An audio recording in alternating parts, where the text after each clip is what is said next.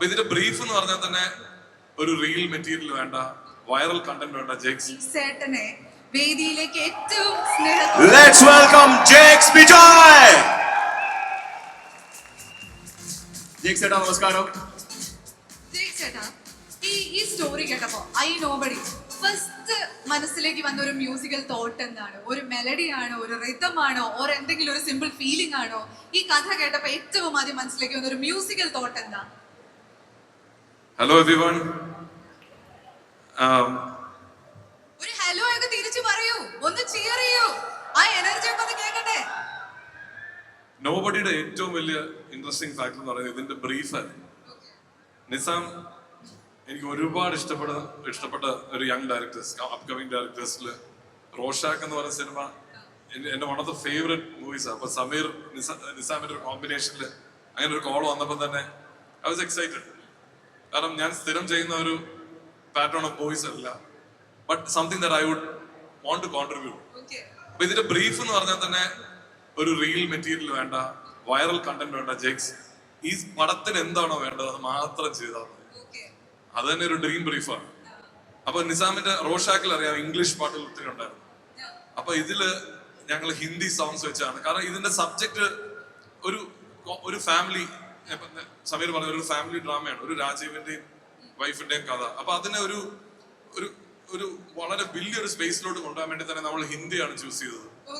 അപ്പം അതാണ് ഇതിന്റെ ടൈറ്റിൽ ട്രാക്ക്. ഒരുപാട് പേര് എന്തായാലും ജെയ്സേട്ടന്റെ ഒരു ഇംഗ്ലീഷ് ട്രാക്ക് ഈ സിനിമയിൽ ഉണ്ടാവുന്ന അതിനൊരു സസ്പെൻസ് ഉണ്ട്, അത് ഞാൻ സ്പോയിലർ ആക്കുന്നില്ല. അത് ഒരാഴ്ച റിലീസ് ചെയ്യും. വളരെ ഇൻട്രസ്റ്റിംഗ് ആയിട്ടുള്ള ഒരു സിംഗർ അത് പാടിയിട്ടുമുണ്ട്. അപ്പം അത് രാജു പറയണമെങ്കിൽ ഇന്ന് പറയട്ടെ, ഞാനായിട്ട് ഇപ്പൊ പറയുന്നില്ല. അപ്പൊ നമുക്കായിട്ട് ഇനി സംഗതികൾ കാത്തിരിപ്പുണ്ട് എന്ന സാരം. ഹാപ്പിയാണോ? ആണോ? പിന്നെ നോബഡിയില് നമുക്കറിയാം, നമ്മള് ഈ വർഷത്തെ one of the biggest block busters ആണ് ദുരന്തർ.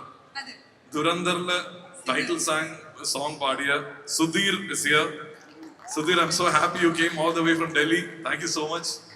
സുധീർ ആണ് നമ്മുടെ ടൈറ്റിൽ സോങ് വിത്ത് ഒരു Punjabi artist Simran and beyond എന്ന് പറഞ്ഞൊരു തമിഴ് റാപ്പറും കൂടെ പാടിയിട്ടുണ്ട്. സോ ഇതില് അങ്ങനെ ഒരു സിനിമ സൗണ്ട് ട്രാക്കിൽ വർക്ക് ചെയ്യുന്നതിലുപരി ഒരു ഇൻഡിപെൻഡന്റ് ആൽബം വർക്ക് ചെയ്യുന്ന ഫീൽ ആയിരുന്നു. ഒരു 5-8 പാട്ടുകളുണ്ട് സിനിമയില്. അപ്പൊ പല ആർട്ടിസ്റ്റുകളോട് വർക്ക് ചെയ്ത് എനിക്ക് ഭയങ്കര ഇഷ്ടപ്പെട്ട സിനിമയുടെ, ഞാൻ ഓവർ ബിൽഡപ്പ് ഒന്നും തരുന്നില്ല, but it be a different film. It be one different film that you will see this year.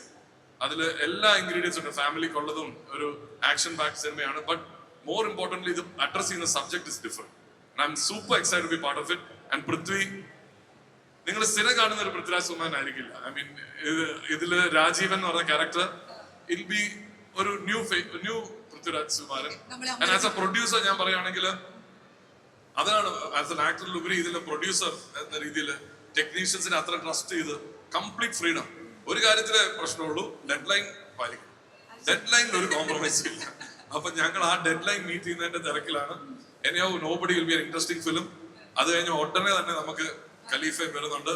അപ്പം വിൽ ഹാവ് ഒരു പൃഥ്വി ബ്ലാസ്റ്റ് തകയായിരിക്കും. ജേക്സേട്ടാ, ഈ എന്തൊക്കെ പൃഥ്വിരാജ് ജേക്സ് ബിജോയ് വന്നിട്ടുണ്ടോ അതൊക്കെ സൂപ്പർ ഹിറ്റുകളാണ്. ആൻഡ് ഇപ്പൊ ജേക്സേട്ടൻ പറഞ്ഞ പോലെ തന്നെ നമ്മൾ ഇതുവരെ കാണാത്തൊരു പൃഥ്വിരാജ് അത് തന്നെയായിരുന്നു രണം എന്ന സിനിമയിലും.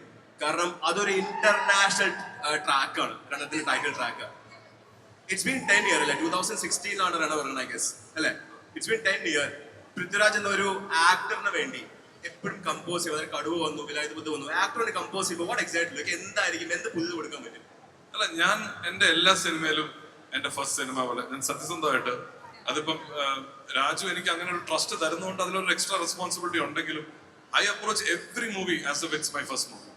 അപ്പൊ നോബഡിയിൽ ഞാനൊരു ഫ്രഷ് ടീമിനെ കാണുന്നു, അവരുടെ ആ ഒരു എന്തൂസിയാസത്തിൽ പാർട്ടേക്ക് ചെയ്യുന്നു. നിസാമിന്റെ ഞാൻ പറഞ്ഞില്ലേ, നിസാം സീനിനെ അപ്രോച്ച് ചെയ്യുന്നതും ഞാൻ ട്രഡീഷണൽ ആയിട്ട് ചെയ്യുന്നത് ഡിഫറെന്റ് ആണ്. അപ്പൊ നിസാമിൽ നിന്ന് എന്ത് പഠിച്ച എന്റെ കോൺട്രിബ്യൂഷൻ എന്ത് ചെയ്യാൻ പറ്റുമെന്നാണ് നോക്കുന്നത്. അപ്പം ഇനിയും ഏത് സിനിമ വന്നാലും എനിക്ക് ആ എനർജി പോകരുത് എന്നുള്ളതാണ്. എല്ലാ സിനിമയും ആദ്യത്തെ സിനിമ പോലെ തന്നെ കാണുക എന്നുള്ളതാണ് എന്റെ ആഗ്രഹം. Okay, one more question. What his reaction?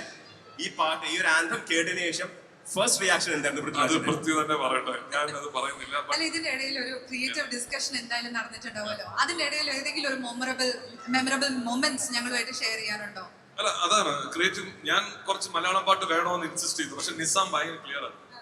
Jakes bhai, നമുക്കിത് ഹിന്ദി പിടിക്കാം, ഒരു ഡിഫറെന്റ് കൈൻഡ് ഓഫ് ആന്തം ആയിക്കോട്ടെ. എനിക്ക് വൈറൽ anthem പരിപാടി ആണ് ഇപ്പൊ നമ്മള് കേൾക്കാൻ പോകുന്നത്. വൈറൽ പരിപാടി ഒന്നും വേണ്ട. Let's just do something that's different and it works for the movie. അപ്പൊ അത് നമുക്കൊരു ക്രിയേറ്റർ എന്നുള്ള രീതിയിൽ അതൊരു ഫ്രീഡം, അതൊരു പുതിയൊരു പാട്ടുകളും പുതിയ ഐഡിയാസ് എക്സ്പ്ലോർ ചെയ്യാനുള്ള ഒരു ലിബർട്ടി ഉണ്ട്. അത് തന്നെയാണ്. Okay. Thank you, ജെയ്സേട്ടാ. താങ്ക് യു ജെയ്സേട്ടാ. Thank you. Waiting for you. Okay